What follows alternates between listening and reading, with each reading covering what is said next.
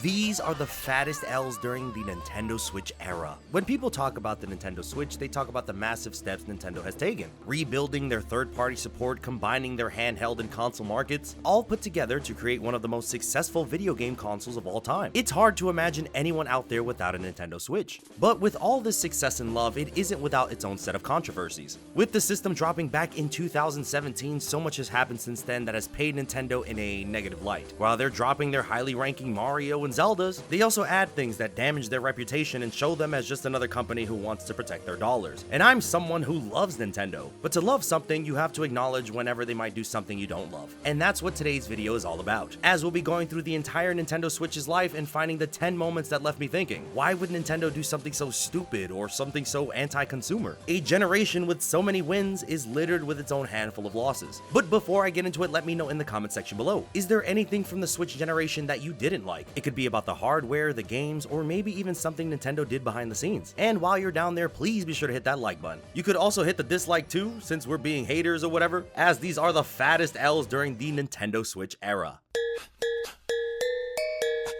There is not a single Nintendo Switch owner out there that I know that has not experienced Joy-Con drift. You know, when one of your analog sticks just starts pointing in one direction for a long time, causing you to misinput it and even misposition yourself in certain situations. Your controller is your gateway into the gaming world. You want things to be as connected and cohesive as possible. It's a pain when your character just starts moving on their own accord. A big issue for this is that dust just gets stuck inside of the analog stick, so much so that there are hundreds to thousands of different pieces of information online to fix it, from getting pressurized air to clean out the corners, to completely taking apart your Joy-Cons and adjusting it from the inside. For starters, most general consumers do not feel comfortable cracking open their controllers. Often this voids the warranty, making it even harder to replace if you wanted to. But there are so many other issues that could happen when doing this. I think the worst part of all of this is that it's just not the Joy-Cons too, but the Nintendo Switch Pro controllers can also experience this. Heck, if we're going even further beyond, PlayStation 5 controllers are also littered with their own drift issues across the board. There just seems to be something happening with all of these hardware manufacturers where the controllers are all just super cooked. Like, I can plug in my GameCube controller from 2002 and this thing still works as if it was fresh out of the box. With Joy-Cons returning as the main controller for the Switch 2, I'm hoping they do something to actually fix it.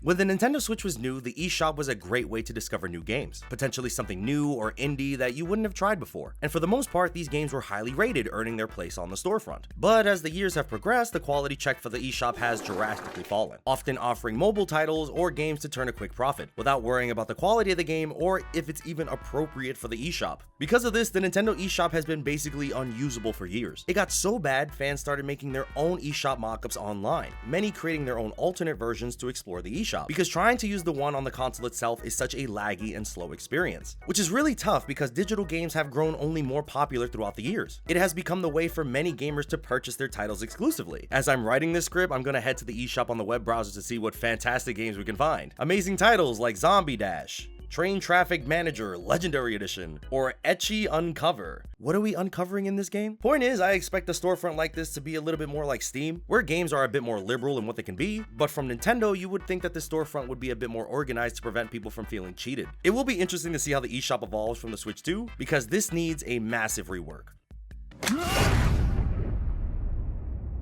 So back in 2022, Nintendo was copywriting and taking down a bunch of videos featuring their game music. Deoxys Prime, a popular uploader of Nintendo music, mentioned that they have received over 500 claims on their channel. Earlier, over 4,000 copyright strikes were sent to YouTuber Silver Gunner. Nintendo has always been super protective of their intellectual properties, making sure no one else can make money off their characters and music, but this was the way for many people to experience Nintendo's music, especially at the time when Nintendo had no alternative option available. Fast forward years later, Nintendo released the Nintendo Music app, where Nintendo Switch Online members can listen to their favorite Nintendo songs. The only problem is that Nintendo is treating their Nintendo Music app how they treat the release of their older titles, where they drip feed us new music every now and then, and not every Nintendo game is represented just yet, so you're just waiting around for some of your favorites to join the mix. Like to only have music on Pokemon Scarlet and Violet and Legends, but have none of the classic stuff on there? This is why people went to YouTube. I mean, the music app is fine, it just needs more time in the oven, but no matter what, it will never be better than YouTube. I'd honestly like it better if Nintendo just uploaded their own music onto their own YouTube channels, instead of having a completely separate app that isn't completed yet. To each their own, I guess. Objection! There's also a recent story on how Nintendo actually lost a lawsuit. In general, multi-billion-dollar companies often use their money to protect their properties in different ways, often using their money to tire out their competition into submission, where many might not have the funds to fight back against this giant corporate machine. But in this case, Nintendo, the video game giant, has actually lost a lawsuit. It was against a Costa Rican supermarket over the trademark for the name Super Mario, where the supermarket had been using the name Super Mario for years. When attempting to renew the shop's trademark, Nintendo was not really a fan of that and tried to block that from happening. Turns out, Nintendo's trademark for Super Mario covers a lot of things, from video games to toys to merchandise, but the trademark itself doesn't actually have the jurisdiction over grocery items. Because of this, the Costa Rican supermarket was able to win the suit over Nintendo, and is now able to keep the Super Mario name for his spot. First, this is a fantastic win for the little guy. I just doubt that this random man from Costa Rica is really ruining Nintendo's bottom line, and the company is just abusing their power at this point. I just hope this loss for Nintendo really stops them from running petty cases like this anymore. I mean, I totally get protecting your characters from falling into the wrong hands, but this is one of those where I'm like, come on, really? Regardless, Nintendo took a fat L in a pretty hilarious way.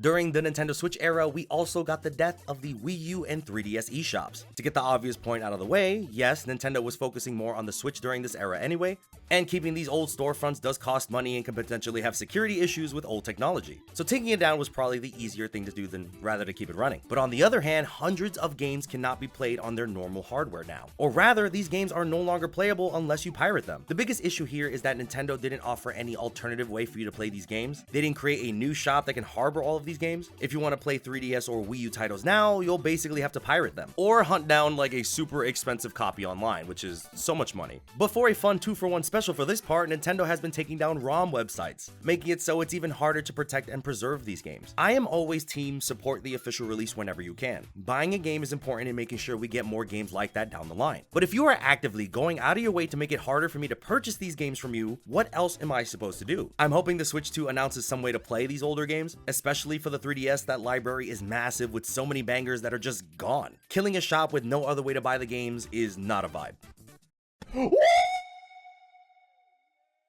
So there were a handful of Nintendo Switch games that received a special limited time run, meaning you were only able to get these games for a while before they were unable to be purchased anymore. There was Super Mario Bros. 35, which was this Mario Battle Royale game where you raced against other players, but the game ended up shutting down only after a year, and now it's completely unplayable, lost to time since it was digital only. Then there's the Super Mario 3D All-Stars collection, bringing together the biggest 3D Marios into a single bundle. This had a physical release, but they are also no longer being made, and they removed it from the eShop. Then there was the Fire Emblem 30th Anniversary bundle they did. One of the times the game has been officially released outside of Japan. Once again, no longer being sold and is now only bought from the highest scalpers. This whole method of releasing games for a limited time only to stop making them is not a vibe. It's mainly here to make it so that there's this false urgency behind needing to get these games, causing consumers to rush in droves to be able to grab them before they're gone. And there's really no real reason to do this, especially in the case of Super Mario 3D All-Stars, as a game that would continue to sell even after its initial print. Now it's just considered a collector's item instead of a fun game that can be enjoyed by all. I really hope we leave this limited run Nintendo game thing in the past. Game preservation is so important, so to see all the work put in by these developers never see the light of day again, super lame.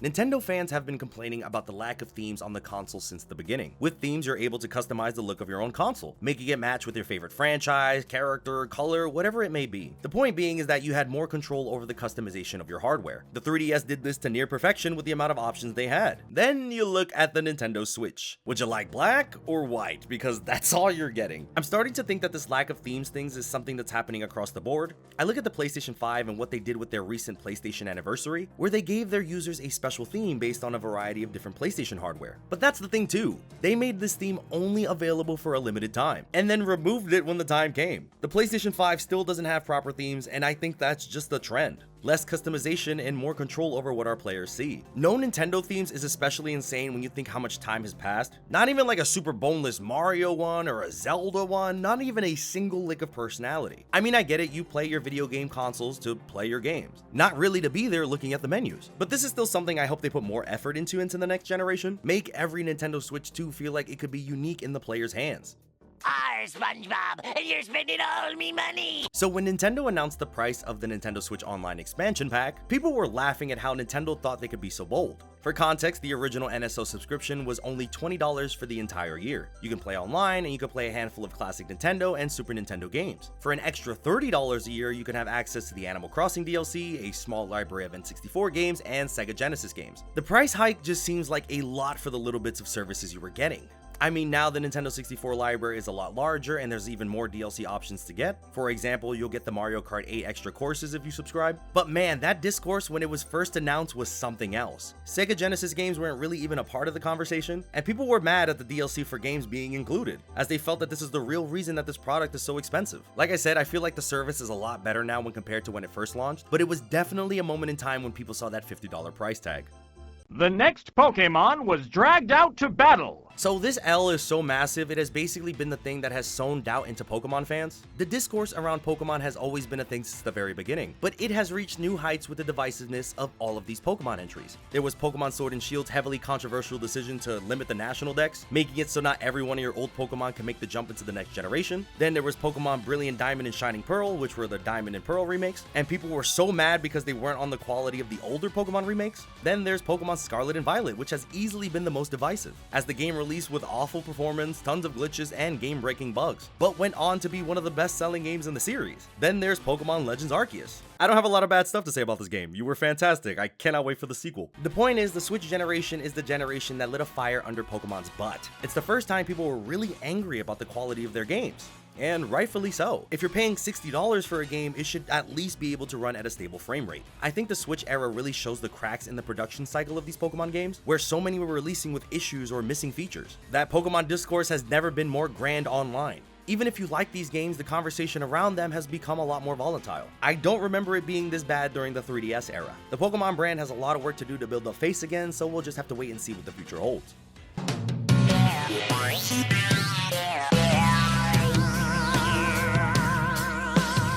So sometimes Nintendo likes to get involved with their esports of their games, hosting a Splatoon 3 World Championship event where teams could compete for prizes.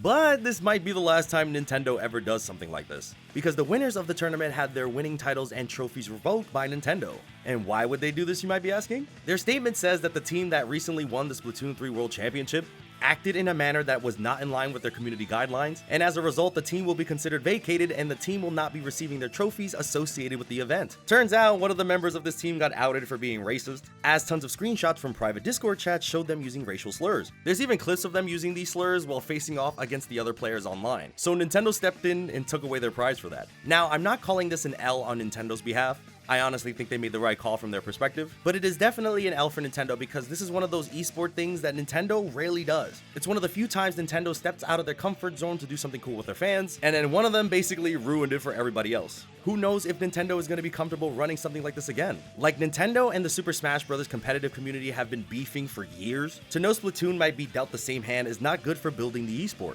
Nintendo even removed the victory banner from the game to commemorate the team. Savage, I respect, and I understand it. But yes, these are the 10 fattest L's of the Nintendo Switch era. There are so many stories that have gone up throughout the years, it's tough to keep track of everything, but most of these are a reminder that Nintendo is still just another company. At the end of the day, their primary objective is to try and make as much money as possible. Whether or not that aligns with what fans want does not matter. They're gonna do their own thing. The Nintendo Switch 2 is likely going to have its own set of controversies, but as we approach the end of the original Switch, these 10 sum up the generation. Thank you all so much for watching. Please be sure to comment, like, subscribe, and stay awesome.